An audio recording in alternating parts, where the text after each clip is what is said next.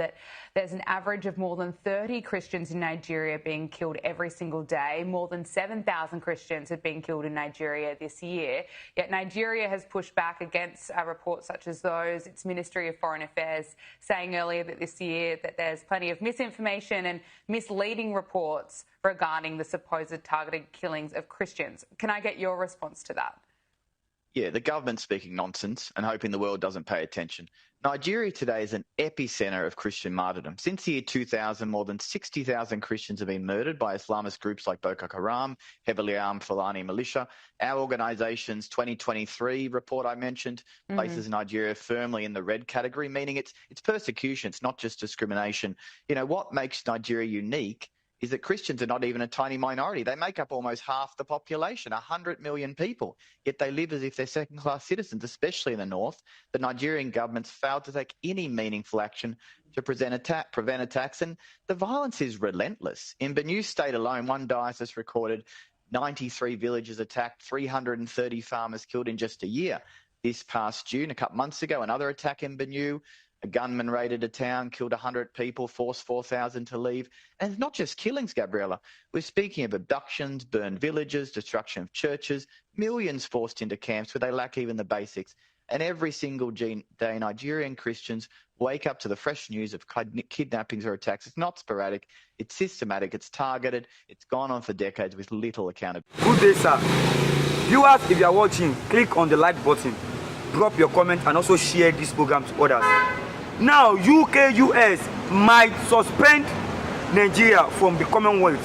Why? Because our President Bola Ahmed Tinubu tagged IPOB as a terrorist organization. What do you have to say about this? It comes as a very surprise to destabilize the entire eastern Nigeria for coming out with that kind of statement. But a lot of people who have risen against that statement shows that IPOB is never a terrorist organization. Nigeria is just being manipulative with the reality on ground. Currently now, they have written to the Commonwealth Secretary General, who happens to be a Ghanaian, a former Ghanaian, Foreign Affairs Minister, Buchwe, Shelley has acknowledged that petition that written by Pan-African Institute to Commonwealth that action should be taken against the federal government, tagging IPOB as a terrorist organization, and this might actually lead, to a judicial execution of Mazi Nnamdi Kanu in DSS custody. Nigerian government has not been able to establish, any case against Mazi Nnamdi Kanu. A lot of people wonder how Bola Ahmed Tinubu, get to that decision of prejudicial trial of Mazi Nnamdi Kanu, and also sending a direct signal that is likely going to compromise the judicial process of releasing Mazi Nnamdi Kanu with that pronouncement. He has actually threatened that lives should be lost and nothing will happen. It has been generating tensions globally. There's massive unrest in the eastern part of the country, and the whole thing, everybody is coming in condemnation of that October speech by President Bola Ahmed Tinubu, which has also attracted the attention of UN agencies that put Commonwealth nations, on alert over the violation. There are reasons why Commonwealth can, actually, suspend a member country, especially when it comes to, abuse of human rights, oppression and suppression, that like what we are witnessing today, where, the judiciary is not independent enough to be able to take a pronouncement on an issue that has to do with self-determination. All over the world, nobody has ever tagged IPOB as a terrorist organization. IPOB is being seen everywhere in the world. They are visible and they are not violent. So it has compromised the situation already on ground and causing more tension. I wonder how Bola Ahmed Tinubu is going to go to the eastern part of the country, where he has actually labeled that region a terrorist organization, to seek for their votes. I do not know how he intends to achieve that. I do not know how you intend to use southeastern governors, to achieve that mission. So those who you labeled as a terrorist organization, but if you don't know the meaning of IPOB, let me properly put you on note, Mr. President Bola Ahmed Tinubu, that IPOB actually means the indigenous people of Biafra, comprising of the South and of course the Southeast. They are the Biafrans you are talking about that you labeled as a terrorist organization. Nigeria have a case to answer because the suspension, the documents from what we are hearing has reportedly been acknowledged by the Commonwealth General, who happens to be a former minister in Ghana. Her name is Shelley Bochwe, and he has put everybody on alert that if care is not taken, because the world is observing. The last time the Commonwealth suspended Nigeria was around maybe 1995, or during the case of Sarowiwa, until they finally returned to democratic rule, where that they were being acknowledged back as a member state. But now there's this massive violation of a total collapse of democratic principles, and these are the things that will likely lead to suspension, which has been documented properly and be presented to the Commonwealth. The consequences of this is that Nigeria will be disengaged, and of course from anything that has to do with a global engagement currently now, and that will go a little bit further to damage the process of trying to reunite with the international community. Quite condemnable. I don't know how he intends to achieve that, but a lot of people, the U.S. agency, human rights agency, have written to the congressmen currently now, and they are working on those documents. We don't know what they're going to come out with it at the end of the day. But while we are still talking about global condemnation of Bola Ahmed Tinubu's tag of IPOB as a terrorist organization, that means he is not likely going to go to the eastern part of the country to ask for their votes, because IPOB is an umbrella organization of all the indigenous people of Biafra, as enshrined in the United Nations Charter, which is not a crime. Self-determination has never been a crime, and everyone has come to identify with the reality that Mazi Nnamdi Kanu never associated with anything that has to do with knife or gun or whatever. What Mazi Nnamdi Kanu is talking about, that the Biafrans should be given a separate sovereignty for them to actually stand and defend the jihadist tendencies that is already enveloping the country. The Kwara section part of the country, a state in Nigeria, is already destabilized. Everybody is on the run, and where are they running to? Yes, where are they running to? They are running to Biafra land. The Benues are running to Biafra land. The Plateau people are running to Biafra land. So how do we? Because they felt that is where they are going to be protected, given the fact that over 500,000 Christians has been killed, and that's the only Christian region that you can talk about in Nigeria today that has not been able to embrace what we are seeing today. But the federal government, in alliance with their Arab countries and radical Muslims all over the world, has identified that region as a conquest region where they are going to actually establish whatever they are having in mind. But that should be a red line. But the direct message to Bola Ahmed Tinubu, you have severed the relationship between the Yorubas and the Igbos by that comment and by that broadcast that day is quite regrettable. It shows that we are taking the people for granted, and it might result to certain consequences. What we are expecting the federal government to do is to allow Mazi Nnamdi Kanu have his own fundamental right, access to whatever he wants. But unfortunately, that has been denied, signaling that the entire 85 million Igbos, Biafrans around the world, is currently under bondage.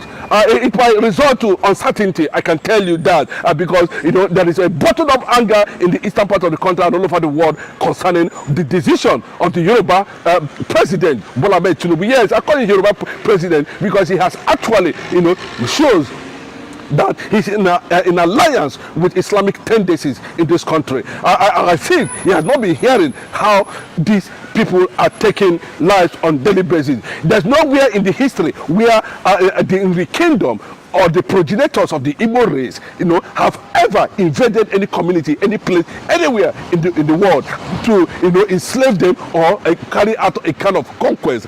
It is our fundamental right as enshrined. Unfortunately, we don't have United Nations. We do not have AU anymore. That is the reason why the Sahel nations are currently, positioning themselves for the reality on ground. Even though we are hearing, there are a lot of groundwork, that is ongoing. That another Mazi Nnamdi Kanu might likely emerge, and the world might not find it difficult if they continue to treat Mazi Nnamdi Kanu at that point, and he unfortunately loses his life. Bola Ahmed Tinubu and the Yoruba people and the Yoruba race, and of course Nigeria entirely, we know that actually they have severed whatever relationship and unity and alliance in the build-up of this calamity called Nigeria. It's very unfortunate that we find ourselves in this kind of mess where the whole world seems to be silent over the reality. Let me give you a rundown of how this hatred of the Igbo started. I think in 1949, immediately after the Second World War, where the British government was actually looking for means to rebuild their nation as a result of the war, whatever that happened in the Second World War. Maybe they lost a lot of things. No, they insisted that the most powerful resources at that time, which happened to be Enugu coal, let me put it that way, must be taken forcefully by the people, and the people were demanding, no, it cannot happen. There should be what they call resource control. That was the first massacre and hatred planted by the British government. Igbos were being killed. As at that time, I'm talking to you, the entire Ijaw nation is not up to 900,000 in population. Yes, 900,000 in population, and that is the only distinct group that were found in the Biafran territory. But that hatred continued and led to the British taking a particular decision on planting forces of destabilization, which are the Fulanis, and that was how the hatred actually continued up to this moment, because a lot of people are wondering, this thing that happened in Enugu in 1949 or thereabout, led also to Muslim Nigeria, Christian Biafran, war. And still today, Igbos have been killed. I wonder why Bola Ahmed Tinubu is aligning, with radicals, Muslims, to take a certain decision against the people. I don't know whether he's going to go to East and to go and ask them for election. That they should vote for them. We are going to ask him, how come you are coming here? I thought he said we are a terrorist organization. Which means what will have anything to do with you? I don't know how you tend to achieve that. I think there should be a reorientation and awakening of the Igbo people. Yes, I must commend Goodluck Jonathan for coming in with that statement concerning what actually transpired. That the Igbos has always supported their neighbors in all ramifications, and it is time for them to face the reality and reconcile with whatever they have. Yes, I am seeing Southeast. Going into a serious block to become one powerful region, that can stand any force. But currently now, that is what it is. Mazi Nnamdi Kanu must not die in DSS custody, and that's the direct message. And IPOB is never, I can never be a terrorist organization. And this is what we are talking about. It's only in Nigeria, government, judiciary, that we can see this kind of a thing happen. IPOB members are all over the world, and none of them has been seen or in violent engagement. So I want to inform the Council of the Commonwealth to look into this abuse and call the Nigerian government to order before anything happens to Mazi Nnamdi Kanu, because it will be quite unfortunate if Mazi Nnamdi Kanu loses his life. Okay, viewers, if you are still watching, make sure you click on the like button, drop your comment and share this program. Have a nice day. The truth is finally out. Now that the Finnish government has declared the CDS of Nigeria, Musa, a terrorist now, what is the next phase of the lie? What lies can the government tell Nigerians? Now that Samuel Ekpa is no longer in the picture, because it has always been pictured that Samunepa is the cause of insurgency in Southeast. And now that insurgency has stopped in Southeast, and now that the Finnish government has vindicated Samunepa, that those sponsoring insecurity and terrorists in the country are those some persons in the military. Now, where would CDS Musa bury his shame? Because a group of people are saying we want to exit the country. Because the Igbos are saying they are tired of the contraption called One Nigeria. That this One Nigeria, it will not work. And then it has not been working. It has been a country full of lies, propaganda, and shame. That has always been how it is from. So I am not surprised that the Finnish government has now come out to say CDS Musa is a terrorist for all the atrocities he has been, for all the atrocities he has committed in disguise of pretending to keep one Nigeria. And that one Nigeria has caused a whole lot of catastrophe in the country. Just some days ago, a notorious bandit that was declared wanted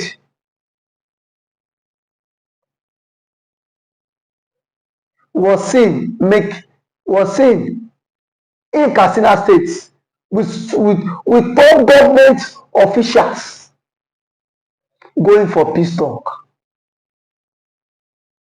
Between Mazi Samunepa and that terrorist, who is more deadly? But here we are today. Mazi Kanu is still in detention. Kanu is still in detention because of the Igbophobia, of the hate. If Samunepa happens to be from the Fulani extraction, Samunepa would not be a terrorist. I can beat my chest because we've seen Fulani militias that have been given amnesty. We've seen Fulani militias that have been integrated into the society. Now that Finland are waiting to the ICC, Nigeria should immediately hand over CDS Musa for custody. Because the French government have done their own findings too. And they've seen that something is fishy under the ground. That this man has a connection with these Fulanis, has a connection with these bandits, has a connection with these terrorists. So if they are sincere, they should hand over CDS Musa to ICC for custody. Because now that the French government have done their own conclusion, I've seen that CDS Musa himself is not innocent in this. Nigeria cannot pretend as if they are not aware that CDS Musa has been declared wanted by ICC and the Finnish government. No matter how they tend to die the matter, it is in the social media space. Everybody has seen it that CDS Musa has been declared wanted by ICC and the Finnish government. No matter how the Nigerian government want to die this matter, but they are very quick to declare Samunepa and IPOB a terrorist group. Now that the Finnish government and the ICC has declared CDS Musa a terrorist, why is the story not online? Why is the story not flying online? Because they themselves are also part of people championing insecurity and terrorism in the country. And that is why I say that anybody that speaks against the vision of the country, they will do everything possible to take that person off the hook. They will do everything possible for them to take that person off the hook. That is why you see that Mazi Nnamdi Kanu has been in detention.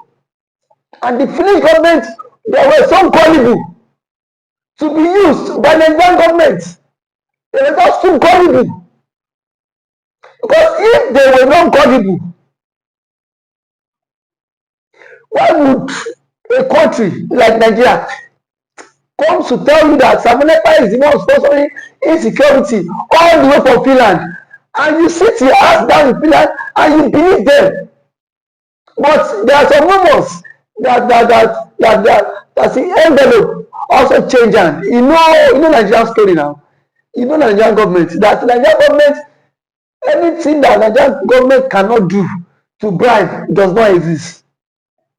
I am very sure that the government have bribed the Finnish courts, and that is why I see that Samunepa was wrongfully accused and sentenced. Now that the appeal court is now coming out to reverse all your stuffs.